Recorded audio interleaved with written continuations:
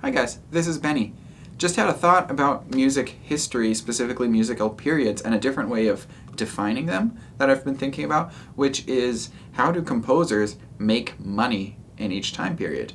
At the end of the day, composing is still a job, and the most successful composers are also looking, it's a business too. So they will write what there is a need for. I mean, they write it with their own voice and in their own way, but to some degree there's a relationship there. So if you look at history that way, I would say that, for instance, I'll just start with Baroque. Clearly, a major employer was the church, especially the Protestant church that was fairly young at that point, and also they had a lot of investment in showing how their church services were different, how, like, in terms of things being in the common language, in terms of the congregation singing along.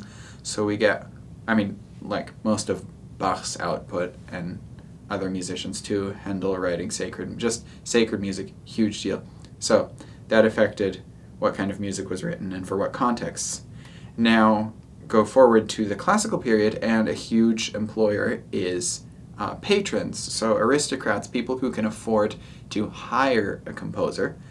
And so we get music that is written for those people and written to be like what they would like. We get graceful, elegant, light, not too distracting in case it's in the background. We also didn't really have a concert culture the way we do now. So this all ties into how do musicians actually get paid. And then you get the Romantic period where musicians are supported more by the public in two ways. There's concert attendance and there's sheet music sales. So the stuff that sells well is either stuff that's cool for concerts, so we get big, dramatic, romantic pieces, lots of virtuosity, or stuff that sells well, which is why we get sets of very small pieces. They're often called album leaves or character pieces or things like that. So you get like 12 little pieces, they're each a page long, and they have fun titles, and they sell really well at the store. And so we get those two contrasting things, but it's because we're selling music to the public.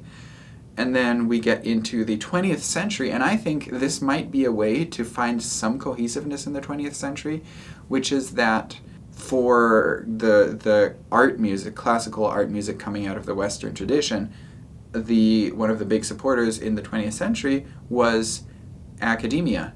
So that creates music that is complex, interesting to study, very diverse and experimental, but not concerned with appealing to a larger audience.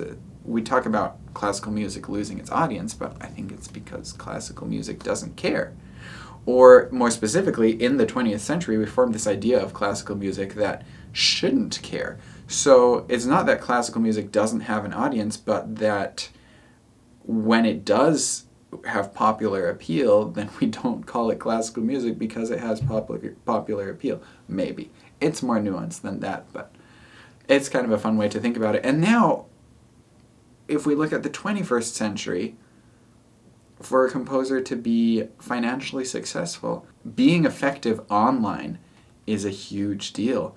So I think composers who have a YouTube channel, composers who collaborate a lot, or do interactive composing with the community, where people submit stuff and they use it in their compositions, anything like that, interactive with other people too. I think of Adam Neely and David Bruce and Andrew Huang doing the like 5 producers, 1 sample, or 5 composers, 1, vocalist, soprano? Anyway, all those things, like those kind of challenges and collaborative efforts, I think those are defining of a successful composer right now. And it's maybe if you're a composer right now, it's something to think about is, how can I stand out in this time? What's really odd to think about, to me, and this just occurred to me like yesterday, is from composers pre-1900, all we have is sheet music and maybe some treatises or letters that talk a little bit about performance practice. And then early 1900s, we start to get into recording technology.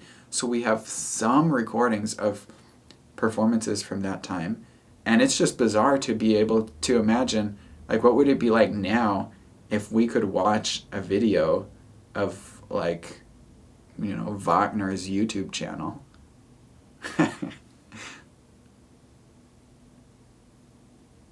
Yeah.